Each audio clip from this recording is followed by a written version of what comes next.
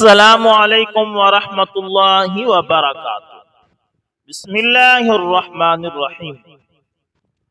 دوستو، کوفے میں عدالت کا اجلاس ہو رہا تھا۔ قاضی شرح مقدمات کی سماعت کر رہے تھے۔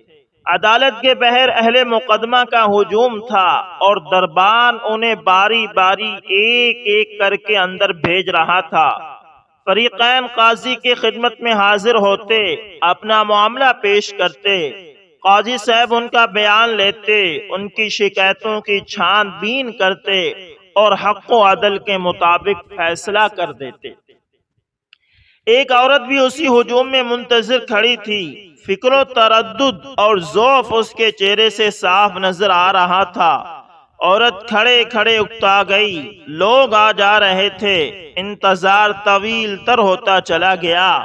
وہ تھک کر چور ہو گئی۔ آخر اس نے دور ہی سے بآواز بلند دربان کو اپنی طرف متوجہ کیا اور التجا کی کہ مجھے عدالت میں پیش ہونے کی اجازت دے دی جائے۔ دربان نے اسے اندر بھیج دیا۔ قاضی صاحب نے ایک نظر اس پر ڈالی اور پوچھا، بی بی تمہارا کیا معاملہ ہے؟ اس نے کہا، میں قاضی کے پاس فریاد لے کر آئی ہوں۔ تم پر کس نے ظلم کیا؟ اس نے کہا، امیر المؤمنین موسیٰ بن عیسیٰ نے۔ قاضی نے کہا کہ تم کیا کہہ رہی ہو؟ امیر المؤمنین کے چچا نے ظلم کیا؟ اس عورت نے جواب دیا کہ جی ہاں۔ تفصیل سے بتاؤ، قصہ کیا ہے؟ قاضی نے عورت سے پوچھا۔ عورت کہنے لگی کہ دریائے فرات کے کنارے میرا کھجور کا باغ تھا۔ مجھے اپنے باپ سے جو کہ ورثے میں ملا تھا، میرے بھائیوں نے اسے تقسیم کیا تو میں نے اپنے حصے کے درمیان دیوار بنا لی اور باغ کی حفاظت، پرورش اور دیکھ بھال کے لیے ایک نوکر رکھ لیا۔ کچھ مدت بعد امیر موسیٰ بن عیسیٰ نے میرے بھائیوں کے حصے کا باغ خرید لیا اور میرے حصے پر حریصانہ نظریں گاڑ دی اور مجھ سے کہا کہ تم بھی اپنا باغ بیچ دو، لیکن میں نے انکار کر دیا۔ ایک روز امیر چند نوجوان لڑکے لے کر باغ میں آیا اور اس دیوار کو ڈھا دینے کا حکم دے دیا۔ نتیجہ یہ ہوا کہ باغ کی حدود گڈمڈ ہو گئی۔ مقصد یہ تھا کہ میں باغ بیچنے پر آبادہ ہو جاؤں۔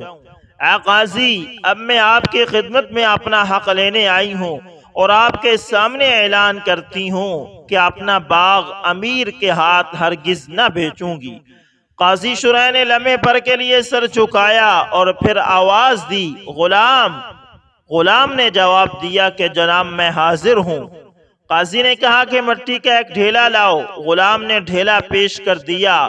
قاضی نے اس پر اپنی مہر لگائی اور غلام کو دے کر کہا، امیر موسیٰ بن عیسیٰ کے ہاں جاؤ، انہیں یہ ڈھیلا دو اور اپنے ساتھ لے کر انہیں آؤ۔ غلام امیر کے محل پر پہنچا اور قاضی شرح کا جاری کردہ سمن اس کے حوالے کیا۔ امیر مارے غصے کے لال پیلا ہو گیا، آنکھوں سے چنگاریاں جھڑنے لگی۔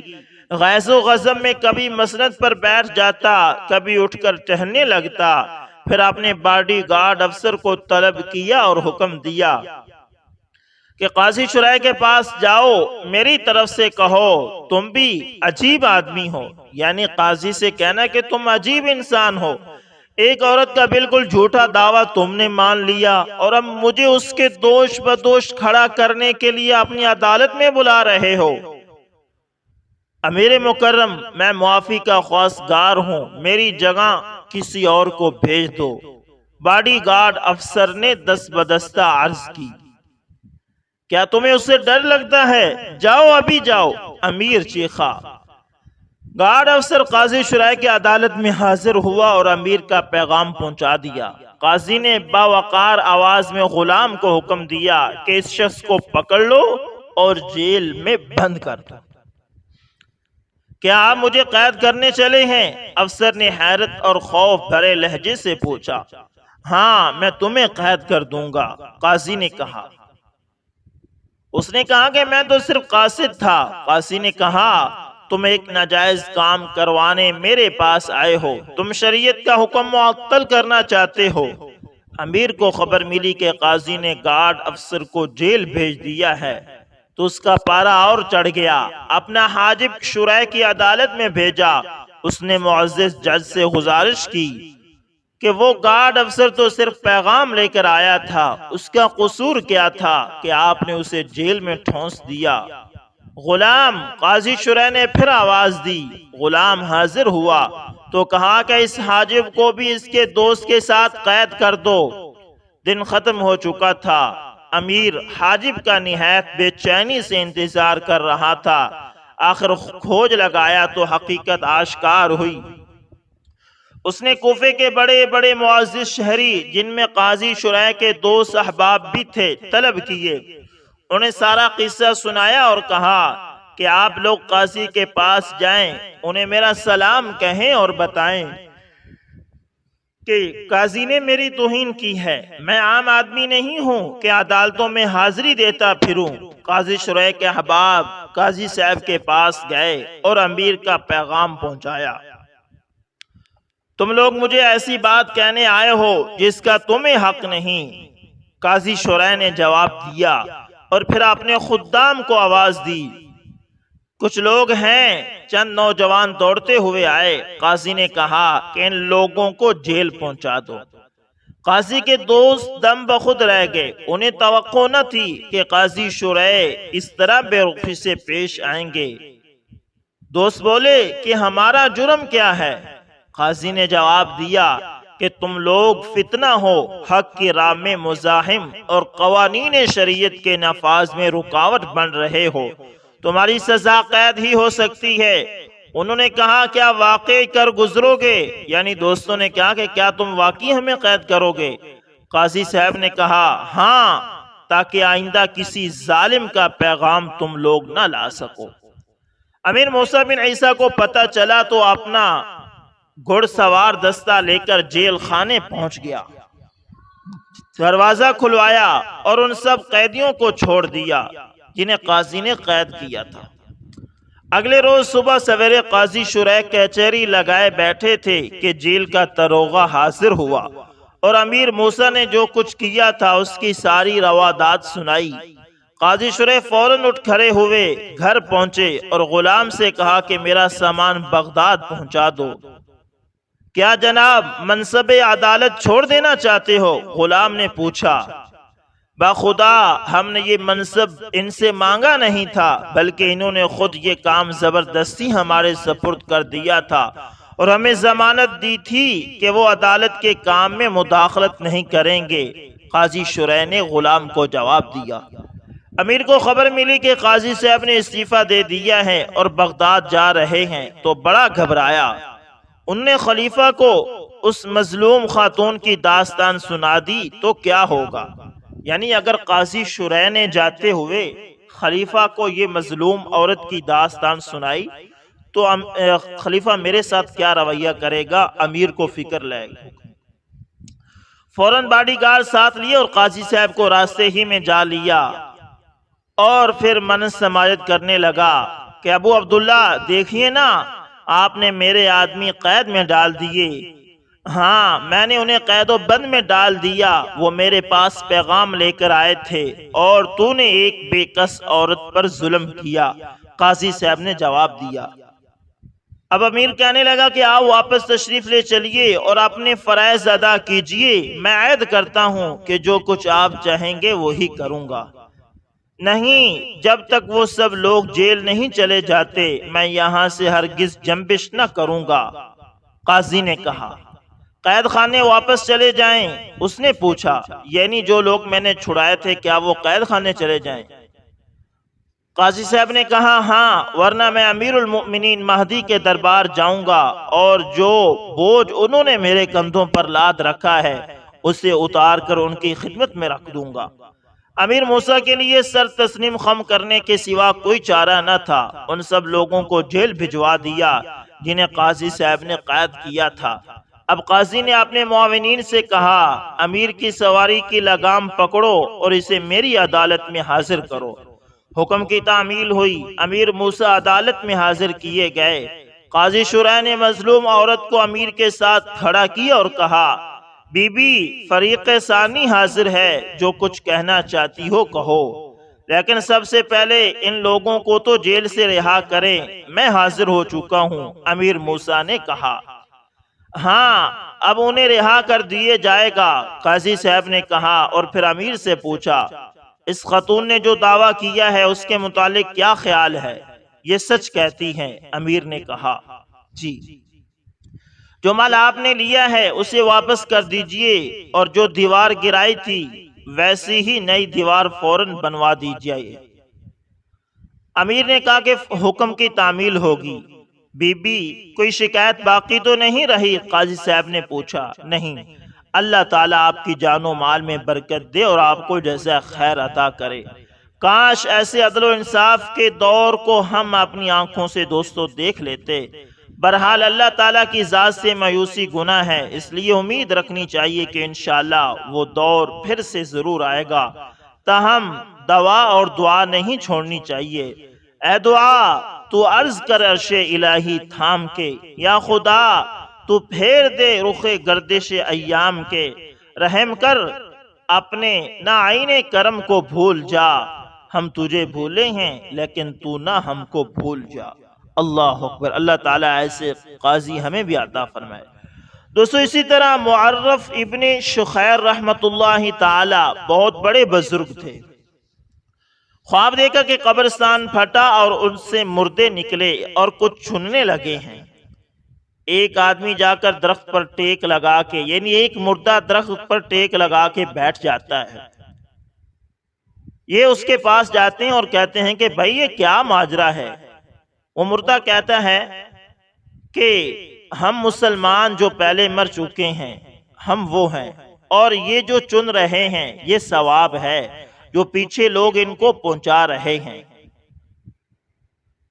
معرف ابن شخیر پوچھتے ہیں کہ تو کیوں نہیں چنتا؟ وہ کہتا ہے کہ میرا حساب تھوک کا ہے، مجھے بہت ملتا ہے۔ وہ پوچھتے ہیں کہ وہ کیسے؟ وہ کہتا ہے کہ میرا بیٹا حافظ قرآن ہے، ایک قرآن روزانہ پڑھ کر بخش دیتا ہے، مجھے یہ چننے کی ضرورت ہی نہیں پڑتی۔ معرف نے پوچھا تمہارا بیٹا کیا کام کرتا ہے؟ مردے نے جواب دیا کہ میرا بیٹا فلاں بازار میں مٹھائی کی دکان کرتا ہے۔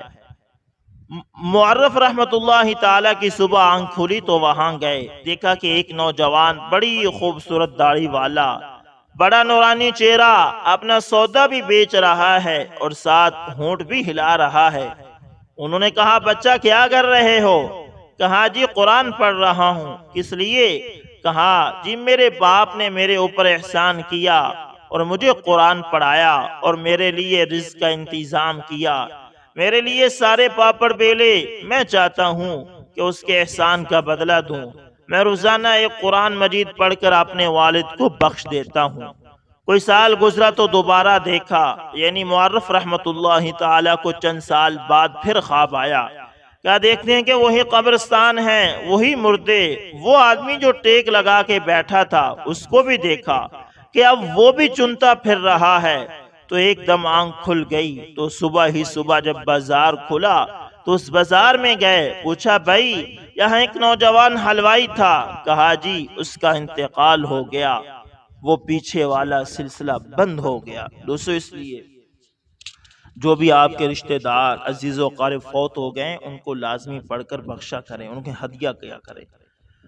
دوستو اسی طرح خلیفہ ہارون الرشید نے ایک مرتبہ محمد بطال، یہ بہادر تھا اور رومی تھا، ان سے کوئی عجیب واقعہ پوچھا جو ان کو بلاد روم میں پیش آیا۔ تو محمد بطال نے بیان کیا کہ میں ایک مرتبہ گردن میں انجیل لٹکائے اور سر پر ٹوپی رکھے ہوئے سر نیچا کیے روم کی چراگاہوں میں چلا جا رہا تھا کہ اتنے میں پیچھے سے گھوڑے کی ٹاپوں کی آواز آئی۔ اتنے میں دیکھا کہ ایک ہتھیار بند سوار نیزہ ہاتھ میں لیے چلا آ رہا ہے، جس نے میرے قریب آ کر مجھے سلام کیا اور میرے جواب کے بعد اس نے مجھ سے معلوم کیا کہ کیا تم نے بطال کو دیکھا ہے؟ میں نے کہا بطال تو میں ہی ہوں۔ یہ سن کر وہ اپنے گھوڑے سے اترا اور اس نے مجھ سے معانقہ کیا اور میرے پیر چومنے لگا۔ میں نے کہا تم یہ کیا کرتے ہو؟ تو اس نے جواب دیا کہ میں آپ کی خدمت کرنے آیا ہوں۔ یہ سن کر میں نے اس کو دعا دی۔ اتنے میں کیا دیکھتا ہوں کہ اچانک 4 سوار ہماری طرف دوڑے چلے آ رہے ہیں۔ یہ دیکھ کر میرے اس ساتھی نے کہا کہ مجھے اجازت دیجیے میں ان کی طرف پیش قدمی کروں۔ میں نے کہا بہت اچھا۔ چنانچہ کچھ دیر کی لڑائی کے بعد ان 4 سواروں نے میرے ساتھی کو قتل کر دیا اور پھر میری طرف بڑھ کر مجھ پر حملہ آور ہوئے۔ میں نے کہا اگر تم مجھ سے لڑنا چاہتے ہو تو مجھے اتنی مہلت دو کہ میں اپنے ساتھی کے ہتھیاروں سے مسلح ہو کر اس کے گھوڑے پر سوار ہو جاؤں۔ انہوں نے اس کو منظور کر لیا۔ چنانچہ جب میں مسلح ہو کر گھوڑے پر سوار ہو گیا اور انہوں نے میرا مقابلہ کرنا چاہا تو میں نے کہا کہ تم 4 ہو اور میں اکیلا۔ انصاف کا تقاضا تو یہ ہے کہ تم میں سے ایک ایک میرے مقابلے میں آتا رہے۔ بس ان میں سے ایک سوار میرے مقابلے میں آیا جس کو میں نے قتل کر دیا۔ اس کے بعد یکے بعد دیگرے 2 دوسرے آئے، ان کو بھی میں نے اسی طرح قتل کر دیا۔ اب چوتھا باقی رہا، اس سے اس شدت سے جنگ ہوئی کہ ہم دونوں کے نیزے بھی ٹوٹ گئے۔ پھر ہم نے گھوڑوں سے اتر کر اپنی اپنی ڈھال اور تلواریں سنبھالی، حتیٰ کہ دونوں کی ڈھالیں ٹوٹ گئی اور تلواروں کے قبضے تک الگ ہو گئے، جس سے وہ بھی زمین پر گر گئے۔ پھر آپس میں کشتی ہونے لگی، یہاں تک کہ شام ہو گئی اور آفتاب غروب ہو گیا، اور ہم میں سے کوئی ایک دوسرے پر قابو نہ پا سکا۔ اس کے بعد میں نے اس کو مخاطب کر کے کہا کہ میرے دین میں جو فرض نماز تھی آج وہ مجھ سے قضا ہو گئی۔ وہ بولا کہ علی ھذا القیاس، میری بھی یہی صورت ہے، کیونکہ وہ نصارہ کا پادری تھا۔ میں نے کہا کیا یہ ممکن ہے کہ تم واپس ہو جاؤ اور ہم اپنی اپنی فوت شدہ نمازیں قضا کر کے رات میں آرام کر لیں اور پھر صبح مقابلہ ہو؟ وہ کہنے لگا بڑی خوشی کی بات ہے۔ چنانچہ میں نے اپنی نمازیں ادا کی اور اللہ کی توحید بیان کی۔ اس نے بھی جو کچھ اس کو کرنا تھا کیا، اور سوتے وقت وہ مجھ سے کہنے لگا کہ تم عربی النسل ہو، تم میں بے وفائی ہے۔ میرے کانوں میں چھانج ہیں، ان میں سے ایک کو تم اپنے کان میں لٹکا لو اور اپنا سر اس پر رکھ لو۔ جب تم کوئی حرکت کرو گے تو تمہارا چھانج بجے گا اور میں خبردار ہو جاؤں گا۔ میں نے اس کو منظور کر لیا اور اس طرح ہم نے رات گزار دی۔ صبح کو علی الصبح توحید الہی کے ساتھ میں نے اپنی فرض نماز ادا کی، اور اس کے بعد ہم دونوں کشتی لڑے اور میں نے اس کو بچھاڑ لیا اور اس کے سینے پر سوار ہو کر چاہا کہ اس کو ذبح کر دوں، مگر اس نے معافی کی درخواست کی اور میں نے اس کو چھوڑ دیا۔ پھر جب دوبارہ ہم کشتی لڑے تو میرا پاؤں پھسل گیا اور اس نے مجھ پر آ کر میرے سینے پر سوار ہو کر مجھے ذبح کرنا چاہا، تو میں نے کہا کہ میں تم کو معاف کر چکا ہوں، کیا تم مجھ کو معاف نہیں کرو گے؟ تو میرے اس کہنے پر اس نے بھی مجھے چھوڑ دیا۔ پھر جب تیسری دفعہ ہماری کشتی ہوئی تو میں مزمحل تو ہو ہی چکا تھا۔ اس نے پھر مجھے بچھاڑ لیا اور میرے سینے پر چڑھ کر مجھے ذبح کرنا چاہا، تو میں نے کہا کہ پہلے تو احسان میں ہم تم دونوں برابر ہو چکے، اب تم مجھ پر احسان کر دو۔ یہ سن کر وہ کہنے لگا اچھا تیری مرضی۔ پھر چوتھی مرتبہ بھی کشتی میں اس نے مجھے گرا لیا اور کہنے لگا کہ میں نے اب پہچانا کہ تو بطال ہے، بس اب میں تجھ کو ضرور ذبح کروں گا اور سرزمین روم کو تجھ سے نجات دلاؤں گا۔ میں نے اسے کہا کہ اگر میرے رب نے چاہا تو مجھے ہرگز قتل نہیں کر سکے گا۔ یہ سن کر اس نے میرے قتل کے لیے خنجر اٹھایا اور کہنے لگا تو اپنے رب سے کہہ کہ وہ اب مجھے روک لے۔ پس اے امیر المؤمنین، اتنے میں نے دیکھا کہ میرا وہ مقتول ساتھی کھڑا ہوا اور اس نے تلوار اٹھا کر اس کا سر اڑا دیا، اور یہ آیت کریمہ اس نے تلاوت کی وَلَا تَحْسَبَنَّ الَّذِينَ قُتِلُوا فِي سَبِيلِ اللَّهِ أَمْوَاتٍ بل احیاء ولکن لا تشعرون۔ اللہ کی راہ میں شہید ہونے والوں کو تم مردہ نہ سمجھو، بلکہ وہ تو زندہ ہیں، لیکن تمہیں اس کا شعور نہیں۔ دوستو سچ ہے کہ شہید فی سبیل اللہ کا بڑا درجہ ہے، جنہوں نے اپنی جانیں اللہ کے راہ میں قربان کر دیں، اللہ ان کو غیر شعوری زندگی عطا فرماتا ہے۔ وہ الگ بات ہے کہ ہمیں سمجھ میں نہیں آتا۔ دعا ہے کہ اللہ تعالی ہم سب کو شہادت کا شوق عطا فرمائے اور اللہ تعالی ہمیں شہادت کی موت عطا فرمائے۔